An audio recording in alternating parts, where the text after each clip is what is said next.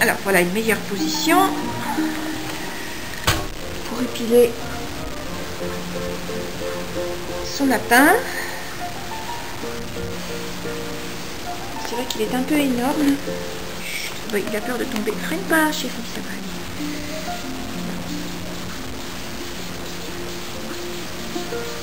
Voilà. Bon, vu la quantité, là je compte au moins 1h30, voire un peu plus, pour terminer mon épilation. Il s'arc-boute. Alors, je commence par essayer de faire une raie au milieu, parce qu'au début, on ne sait pas trop par où commencer. Tellement. Voilà. Et ensuite, j'utilise ma petite épilette, si je la retrouve. Je crains d'être assise dessus. Aïe, oui. Je panique. Là. Et à partir, je vais dans l'autre sens. Voilà. À partir de ma raie au milieu, je ne vois plus. On commence.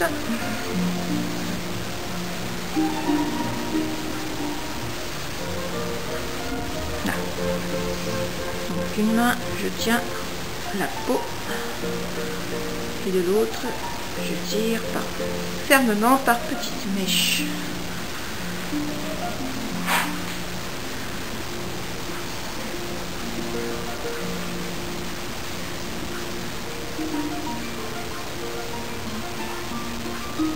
Voilà, évidemment, je peux continuer au peigne si je préfère.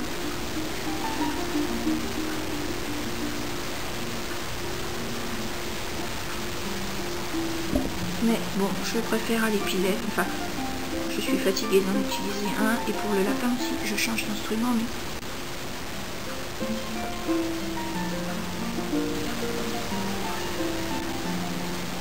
voilà. Ça c'est bien. On peut aussi faire avec les doigts, mais personnellement, au bout d'une demi-heure, 3/4 d'heure, je finis par avoir des crampes dans le pouce. Donc je préfère encore le peigne ou l'épilette. Donc vous voyez là, j'ai créé un trou. Si on voit ici. Et je vais pouvoir travailler à partir de ça. Alors, quand j'aurai fini le dos, je vais attaquer le ventre. Donc pour le ventre, il faut mettre son lapin, évidemment, sur le dos. Les pattes à l'extérieur. Parce que les pattes arrière sont la partie la plus dangereuse du lapin. Moi j'ai des lunettes, mais... ça protège un petit peu, mais il y a de quoi vous faire arracher un œil en cas de sursaut du lapin. Il faut voir la puissance de ses pattes arrière. Et donc une fois que votre lapin, vous voyez, est bien détendu, là il n'y a pas de souci, il est calme, il a les yeux moitié ouverts. Quelquefois je leur donne un morceau de carotte pour les occuper. Donc vous pouvez faire le ventre. Vous faites attention aux parties génitales, ils craignent, surtout les mâles évidemment, vous voyez là, ils se protègent. Donc dès qu'on en approche, ils peuvent faire des sursauts et c'est là que c'est dangereux pour vous. Hein. Voilà, je tiens toujours la peau de la main gauche, je suis droitière et je tire avec mon épilette improvisée qui est un ancien couteau de cuisine en fait qui ne coupe plus du tout. Et la taille de la lame est idéale. Je fuis mon pouce et je m'en sers comme d'une pince. Voilà, c'est beaucoup moins fatigant et plus efficace que de faire à main nue comme ceci. Évidemment, vous faites mal à force de jointure.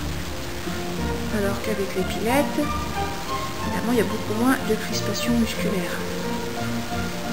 Voilà. Donc, sur un lapin qui est normal, qui n'est pas un lapin terrorisé ou quoi que ce soit, vous voyez, bon, vous avez le lapin qui est parfaitement calme. Les lapins ont généralement des réflexes par ici. Voilà, si on appuie là, les pattes sautent et là aussi. Ce n'est pas qu'il a mal, hein, c'est un réflexe nerveux de la même nature que on tape en dessous de la rotule chez un être humain. Faire bouger les pattes arrière comme ceci. Voilà, et bien il n'y a plus qu'à, rendez-vous dans 2 heures. Je voulais tout de même vous montrer une vue, la vue que j'ai depuis moi. Vous voyez, vous avez un lapin qui était extrêmement stressé, là. Voilà. Oui. Donc, vous allez pouvoir tirer vos poils, évidemment. Là, j'ai qu'une seule main libre, l'autre tenant l'appareil. Voilà. Et hop. Voilà, vous voyez, nous avons un stress maximum. Ceci étant pour les personnes, je ne sais pas, très, comment dire, très activistes au sujet de la protection des animaux, qui disent que le lapin, donc, que c'est barbare de piler un lapin. Donc vous voyez, effectivement, on voit tout de suite que le lapin souffre. Je pense que tout le monde sera d'accord. Hein.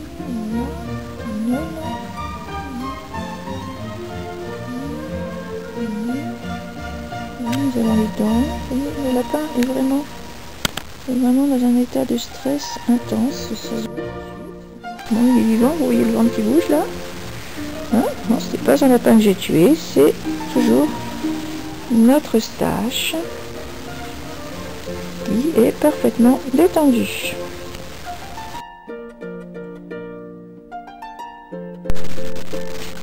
Voilà, cela fait 30 minutes que j'ai commencé. J'ai bien agrandi le trou là. Une vue globale de mon lapin. Voilà.